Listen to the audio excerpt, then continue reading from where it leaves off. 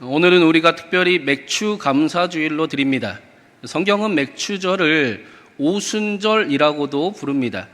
하나님의 성령이 임하셔서 눈에 보이지 않던 그 헌신과 수고가 눈에 보이는 열매 맺음으로 나타나던 날을 기념하는 날입니다. 그래서 맥주 감사주일 역시 이제까지의 우리의 수고와 헌신이 눈에 보이지 않았는데 이제 눈에 보이는 그 첫 열매를 드리며 앞으로 하나님이 하실 그 일들을 믿음의 감사로 드리는 날이 바로 오늘 맥주절인 겁니다. 우리가 함께 나누고 있는 야고보서 말씀 역시 우리의 눈에 보이지 않는 믿음을 이제 눈에 보이는 믿음의 삶으로 이끌어가고 있습니다. 바라기는 오늘 말씀과 이 맥주감사주일 예배를 통해 저와 여러분의 삶에 눈에 보이는 열매가 가득하기를 간절히 바랍니다. 그래서 하나님을 더 사랑하고 더 예배하는 저와 여러분이 되기를, 우리 신광교회가 되기를 주님의 이름으로 축원합니다. 사도 야고보는 야고보서 말씀을 시작하면서 자신을 예수 그리스도의 종 야고보라고 고백했습니다. 예수님의 종이라는 것은 예수님이 나의 주인이 되신다라는 겁니다. 주인은 단순히 부리는 존재가 아니라 책임지는 존재입니다. 자신의 것을 소중하게 아끼고 관리하는 존재가 바로 주인입니다. 그래서 내가 예수님의 종이라는 고백은 나를 낮아지게 만들고 비참하게 하는 말이 아니라 나는 하나님이 책임지는 사람입니다. 나는 하나님이 소중히 여기는 사람입니다. 나는 하나님의 선하심을 믿습니다라는 믿음의 고백입니다. 이 고백이 저와 여러분에게도 함께하기를 간절히 바랍니다. 이 고백을 말씀한 야고보는 이제부터 믿음의 삶을 어떻게 살아가야 되는지를 우리에게 알려주고 있습니다. 그게 2절과 3절 말씀입니다. 우리 2절, 3절부터 한번 읽어보겠습니다. 내 형제들아, 너희가 여러 가지 시험을 당하거든 온전히 기쁘게 여기라. 이는 너희 믿음의 시련이 인내를 만들어내는 줄 너희가 알미라. 야고보는 말씀을 시작하자마자 너희가 여러 가지 시험을 당하거든 온전히 기쁘게 여기라 라고 말씀합니다. 보통 사람은 이해하기가 힘든 말씀이지요. 사실은 잘못 이야기하거나 잘못 들으면 시험 들기 딱 좋은 이야기이기도 합니다. 그러면 시험을 당할 때 기뻐하는 것은 뭘까? 우리가 기쁨은 흔히 시험을 당할 때 경험하는 게 아닙니다. 감사한 일이 생겼을 때, 좋은 일이 생겼을 때, 생각지도 못한 복이 임했을 때 우리는 기쁨이라는 감정을 느낍니다. 시험은 기쁜 일이 아닙니다. 그래서 시험 자체를 기뻐하라는 것은 아닙니다. 시험을 당할 때에도 하나님이 나와 함께 계심을 믿기에 기뻐할 수 있다는 겁니다. 그 삶의 이야기를 우리에게 설명해 주고 있는 겁니다. 그래서 우리가 오늘 말씀을 이해하기 위해서는 우리의 삶에도 시험과 문제가 있을 수 있다라는 사실을 정확히 알아야 됩니다. 여러분, 예수님 믿는 사람이 시험이 있을까요, 없을까요? 여러분 삶에는 시험이 있나요, 없나요? 네, 예수님 믿는 사람이 어려운 일이 생겨도 될까요, 안 될까요? 왜 대답이 갑자기? 네, 이것부터 우리가 정확히 알아야 됩니다. 사실 우리가 힘든 건 힘든 일, 시험, 어려움을 당한 것도 힘들지만 그런 것들은 대부분 잘 해결해 갑니다. 그것보다 더 힘든 것은 예수님 믿는 사람이 시험 받았다, 시험 당했다는 소리를 들으면 어떡하지? 라는 마음이 더 우리를 힘들게 합니다. 다른 사람들이 어떻게 할까를 사실은 조금 더 중요하게 여기기도 합니다. 그런데 예수님 믿는 사람도 때로는 어려움이 임할 수 있고 문제를 만날 수도 있습니다. 오히려 초대교회 성도들은 예수님을 믿는 그 믿음을 지키기 위해서 박해 앞으로 스스로 걸어가기도 했습니다. 그래서 사도 베드로 역시 사랑하는 자들아, 너희를 연단하려고 오는 불시험을 이상한 일 당하는 것 같이 이상히 여기지 말라라고 가르쳤습니다. 우리의 삶에 더 큰 문제는 뭐냐? 우리가 문제가 일어나면 안 된다라고 생각하는 일이 더 큰 문제입니다. 여러분 이해하셨어요? 예수님 믿는 우리가 어려움을 당하면 안 된다라고 여기는 그 착각이 우리에게 더 큰 문제입니다. 심지어는 그런 것들을 죄책감으로 여기고 창피하고 부끄러워하는 성도들도 간혹 있습니다. 혹은 반대로 예수님 믿는 사람이 쯧쯧쯧 하면서 다른 사람을 정죄하고 판단하기도 합니다. 여러분 기억하시겠지만 저희 둘째 딸 안나가 태어날 때 많이 아팠습니다. 담임 목사 가정에서 아이가 태어났는데 아팠습니다. 그것도 많이 아팠습니다. 여러분 그러면 되나요? 안 되나요?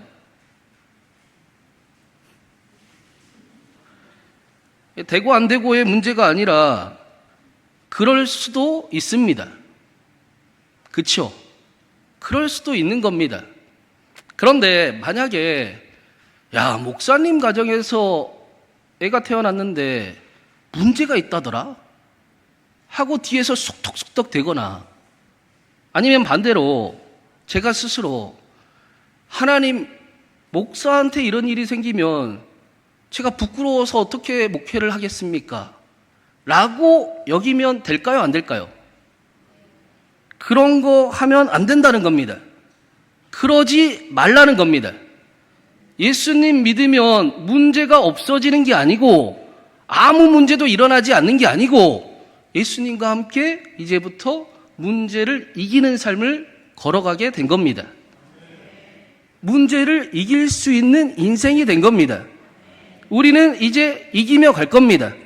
포기하지 않고 감당하며 삶을 하나님께로 앞으로 나아가는 삶을 걸어갈 것입니다. 그래서 성경은 고난의 문제를 이상한 일 당한 것 같이 여기지 말라라고 가르치고 있습니다. 오늘 말씀 역시 시험을 당하거든 끝났다라고 여기지 말고 오히려 온전히 기쁘게 여기라라고 말씀합니다. 힘든 척하지 말아야 된다라는 이야기는 아닙니다. 감정을 속이라는 이야기도 아닙니다. 삶의 태도에 관한 이야기입니다. 우리가 시험을 만나면 대부분 두 가지 반응을 하게 되지요. 첫 번째 반응은 문제 앞에 더 이상은 못하겠어서 넘어져 버릴까? 이제는 포기해 버릴까? 너무 힘든데 여기까지만 할까? 라는 감정이 생각이 듭니다. 이걸 유혹이라고 이야기하고 우리가 흔히 시험 들었다라고 이야기합니다. 두 번째 감정은 문제를 보면서 이것 또한 지나갈 것이다. 이 문제가 지나가면 나는 더 멋진 큰 사람이 되어 있을 것이다. 라는 반응을 하기도 합니다. 이걸 연단이라고 이야기를 합니다. 그러면 여러분 우리는 어떤 반응과 선택을 하는 게 좋겠습니까? 문제를 만났어요.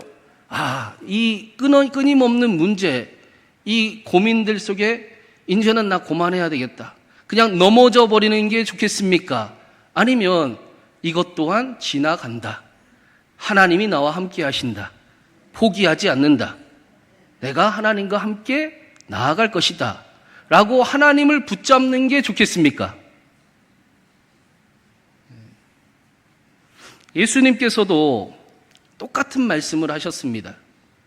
씨 뿌리는 비유에 대해 말씀하시면서 돌짝밭 같은 마음을 가진 사람들은 말씀을 기쁘게 받지만 그러나 환난과 박해와 고난을 만나면 금방 넘어져 버린다라고 말씀하셨습니다.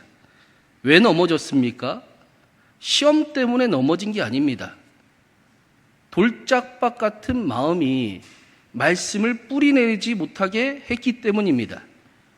반대로 옥토는 좋은 땅은 같은 햇빛을 맞고 같은 비를 맞아도 30배, 60배, 100배의 열매를 견디고 결국에는 맺었습니다.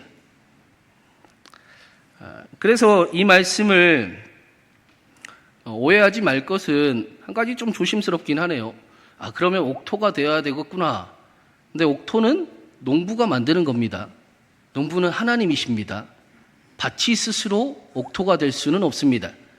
중요한 것은 시험이 사람을 무너뜨리는 게 아니라는 겁니다. 오늘 말씀에서 야고보는 시험 앞에 우리가 어떠한 믿음의 태도로 반응하느냐가 더 중요하다라고 가르치고 있는 겁니다. 그래서 야고보도 시험을 당하거든 끝나버렸다라고 하지 말고 인내가 생길 것을 기뻐하라라고 가르치고 있습니다. 하나님께서 다윗을 왕으로 세우고자 하실 때 그에게 바로 왕관을 주신 것이 아니라 골리앗을 만나게 하셨습니다. 하나님께서 요셉을 애굽의 총리로 세우고자 하실 때 그를 지름길로 가게 하신 것이 아니고 오히려 감옥으로 인도하셨습니다.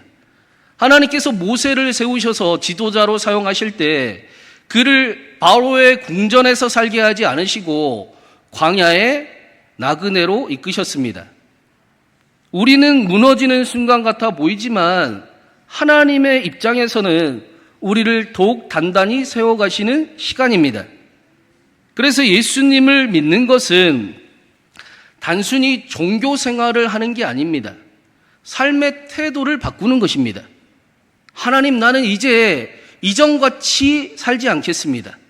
하나님, 이제부터는 내가 하나님 믿고 살아보겠습니다. 라고 삶의 태도를 바꾸는 것을 예수님을 믿는다라고 우리가 이야기합니다. 할 수 없다, 포기해라, 어쩔 수 없다라고 가르치는 세상과 내 안에 있는 그 속삭임 속에서도 아니, 하나님은 하실 수 있습니다. 포기하지 않습니다. 내가 하나님과 함께 하나님의 꿈을 이루어 갈 것입니다. 하나님이 나를 도우십니다. 로 살아가게 하신 사건이 바로 예수 그리스도였습니다. 이제는 정말 포기해버리고 싶고 마음이 다 지쳐버린 우리를 오늘도 위로하시고 끊어지지 않는 사랑을 허락하시고 넘치는 사랑을 베풀어 주셔서 우리를 오늘도 일으키시는 분이 바로 예수 그리스도이십니다. 그분이 나의 주인이십니다. 나는 그분의 종입니다. 이 믿음을 보고 야고보는 오늘 말씀에 인내라고 가르치고 있습니다. 그래서 4절에 인내를 온전히 이루라. 이는 너희로 온전하고 구비하여 조금도 부족함이 없게 하려 함이라 라고 말씀합니다. 우리가 이 인내의 믿음을 이루면 이룰수록 하나님은 우리를 온전하고 구비하여 하나님의 준비된 사람으로 빚어가십니다. 그리고 삶 속에 조금도 부족함이 없게 하십니다. 안 믿는 것 같은데요? 이걸 사도 바울은 내게 능력 주시는 자 안에서 내가 모든 것을 할 수 있습니다. 하나님과 함께 조금도 부족함이 없게 살아갈 줄 믿습니다. 그래서 오늘 말씀의 야고보 역시 우리 힘으로 그저 견디라고 말씀하지 않고 5절에 이렇게 가르쳐주고 있습니다. 우리 5절도 한번 읽어보겠습니다. 너희 중에 누구든지 지혜가 부족하거든 모든 사람에게 후히 주시고 꾸짖지 아니하시는 하나님께 구하라. 그리하면 주시리라. 힘들면 가만히 있지 말고 하나님께 꼭 기도해야 된다. 아프면, 어려우면, 마음이 무너질 것 같으면 꼭 기도해야 된다. 반드시 기도하라 라고 가르치고 있습니다. 모든 것이 혼란스럽고 자신이 없을 때 야고보 사도는 우리에게 하나님께 지혜를 구하라 라고 말씀합니다. 그것도 조금도 의심하지 말고 두 마음을 품지 말고 기도하라 라고 말씀합니다. 여기 이 지혜는 지난주에도 말씀을 드렸지만 우리가 똑똑해지는 그런 지혜를 이야기하는 게 아닙니다. 삶의 이야기를 이제 하나님 안에서 바르게 해석하는 그런 능력을 이야기하는 겁니다. 우리가 고난을 당할 때 우리는 쉽게 하나님 왜 나한테 이러십니까? 왜 나입니까? 라고 질문이 떠오르는데 그 질문을 바꾸게 하는 지혜입니다. 하나님, 나에게 무슨 일을 알려주기를 원하십니까? 내가 어떤 믿음으로 살아가기를 원하십니까? 하나님, 이 일 뒤에는 무슨 일을 보여주고 싶어 하십니까? 하고 하나님 안에서 삶을 다르게 해석할 수 있는 그 능력, 그 지혜를 구하라라는 것입니다. 어떻게 지혜를 구해야 됩니까? 조금도 의심하지 말고 두 마음을 품지 말고 하나님을 온전히 신뢰하고 지혜를 구하라라고 말씀합니다. 우리의 기도를 들으시는 하나님은 후히 주시고 꾸짖지 아니하시는 하나님 아버지이시기 때문입니다. 마치 자녀가 말만 하면 다 해줄 것처럼 기다리고 있는 우리의 아버지 하나님이시기 때문입니다. 에스겔에서도 똑같은 말씀을 하셨습니다. 내가 이미 다 준비해놨다. 그런데 이스라엘 너희가 기도해야 내가 해줄 거야. 이미 다 준비되어 있으니까 기도하라고 이야기해줘 라고 에스겔 선지자를 통해 말씀하셨습니다. 우리는 문제가 생기면 생각을 먼저 하지요. 나한테 어찌 이런 일이? 이걸 어떻게 해결해야 되지? 앞으로 어떡하지? 그렇게 생각하면 생각할수록 어떻게 됩니까? 문제가 해결되는 것이 아니고 근심이 깊어집니다. 긴심이 더해집니다. 아무리 생각을 해도 내 생각 안에서 하나님의 뜻을 발견할 수는 없습니다. 기도해야 하나님의 뜻을 알 수 있습니다.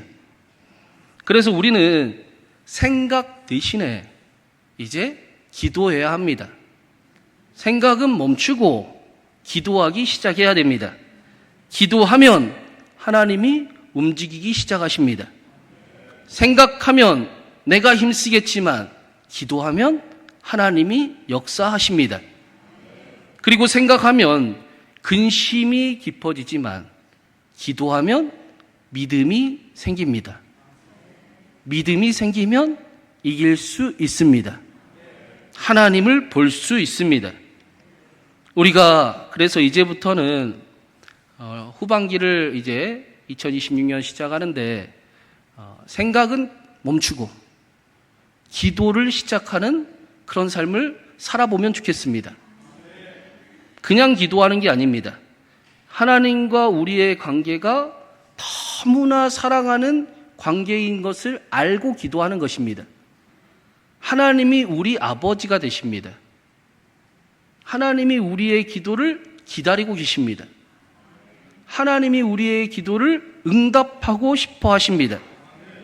야고보 사도도 그래서 두 마음을 품지 말고 기도하라 라고 말씀합니다. 의심하지 말고, 조금도 의심하지 말고 오직 믿음으로 기도하라 라고 말씀합니다. 하나님과 우리가 사랑하는 관계에 있는데 하나님 앞에 두 마음을 품고 기도하는 것은 사실 말이 안 됩니다. 하나님과 우리가 너무나 가깝고 다 터놓을 수 있는 관계인데 숨기면서 기도하는 것도 말이 안 됩니다. 하나님께서 나에게 지혜를 주실지 안 주실지 모르겠지만 일단 기도해 봐야 되겠다. 목사님이 시키니까 기도해 봐야 되겠다 하는 게 두 마음을 품는 겁니다. 하나님께서 응답하지 않으시면 정 안 되면 이렇게 해야지 라고 하는 게 의심하면서 기도하는 것입니다. 이런 사람은 6절에 의심하는 사람은 마치 바람에 밀려 요동하는 바다 물결 같다라고 말씀합니다. 겉으로는 예배의 자리에 앉아있고 믿음을 가졌다라고 이야기하지만 믿음도 있지만 그러나 세상의 작은 바람과 시류에도 이리저리 요동치는 작은 물결과 같습니다. 8절에서 이 모습을 가리켜서 두 마음을 품어 모든 일에 정함이 없는 자라라고 말씀합니다. 여러분, 우리가 왜 기도하면서 의심하는지 아십니까? 왜 우리가 기도할 때 두 마음을 품는지 아십니까? 오늘 말씀의 야고보 사도는 정함이 없기 때문이다 라고 알려주고 있습니다. 방향이 정확하지 않으니까, 무엇을 위해 내가 살아가고 있는지를 확신하지를 못하니까, 내가 어디를 향해 걸어가고 있는지를 분명하지 못하니까 이리 흔들리고 저리 흔들리고 바람에 밀리는 바다 물결 같습니다. 바람이 불 때마다 흔들리고 상황이 바뀌면 마음이 흔들리고 여건이 좋으면 감사하고 여건이 틀려지면 원망을 합니다. 사람을 보면 흔들리고 돈을 보면 흔들리고 세상의 말 한마디에도 흔들립니다. 이 모습을 야고보 사도는 바람에 밀려 요동하는 바다 물결 같다라고 말씀하는 겁니다. 바람이 문제가 아닙니다. 중심이 없는 것이 문제입니다. 정함이 없기 때문입니다. 하나님의 나라가 내 속에서 희미해져 버렸기 때문입니다. 아프리카 부족들은 강을 건널 때마다 가슴에 돌멩이를 품고 강을 건넌다고 합니다. 그 물살에 휩쓸려 가는 게 싫기 때문입니다. 여러분은 어떠십니까? 여러분, 상황에 따라, 세상 시류에 따라 이리저리 흔들리는 게 좋으십니까? 아니면 흔들리지 않고 그 길을 함께 걸어가기를 원하십니까? 우리도 가슴에 돌이 필요합니다. 흔들리지 않는 돌이 필요합니다. 형편에 흔들리고 사람 말에 흔들리고 내 감정에 흔들리는 우리의 중심을 붙잡아줄 돌이 필요합니다. 그 돌을 오늘 야고보 사도는 후히 주시고 꾸짖지 아니하시는 하나님 아버지라고 가르쳐주고 있습니다. 하나님의 선하심이 함께한다라고 말씀합니다. 하나님의 선하심을 붙드시고 지혜를 구하십시오 라고 가르쳐주고 있습니다. 우리가 이제 후반기를 시작을 합니다. 저는 오늘 말씀과 맥주 감사 주의를 통해서 우리가 새로운 영적인 습관을 하나 시작을 해보면 좋겠습니다. 여전히 우리의 삶에는 시험이 다가올 때도 있을 겁니다. 또 때로는 예상하지 못한 문제를 만날 때도 있을 겁니다. 그런데 야고보 사도가 우리에게 분명하게 가르쳐주고 있습니다. 시험 때문에 끝났다고 하지 말고 하나님께 지혜를 구하라. 생각은 멈추고 기도를 시작하라. 생각보다 먼저 기도하라 라고 말씀합니다. 이러면 아멘이 좀 나와야 설교를 마무리하지 않겠습니까? 우리가 이 말씀을 붙들고 우리가 이제부터 문제를 만나거든, 문제가 생기거든 생각을 한 30초만 멈추보면 좋겠습니다.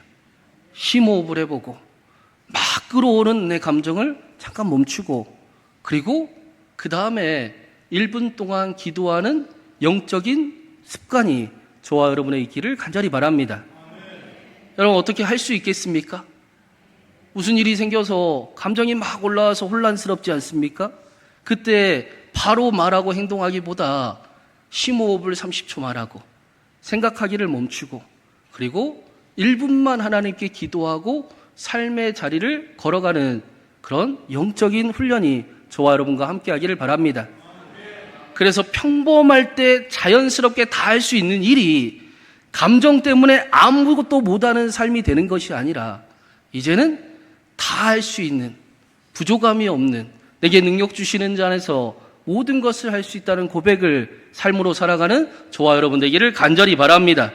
생각하면 근심이 커지고 기도하면 믿음이 자랍니다.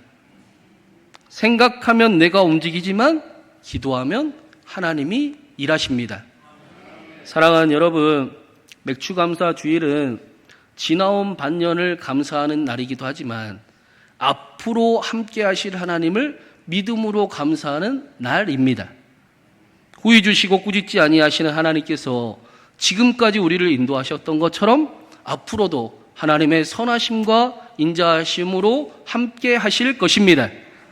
생각보다 기도를 먼저 하는 저와 여러분에게, 그렇게 하나님 아버지께 지혜를 구하는 저와 여러분에게 눈에 보이는 열매를 가득 허락하시고 우리의 가정과 삶의 자리에 교회의 복의 근원으로 축복의 통로로 살아가게 하시기를 주님의 이름으로 축원합니다.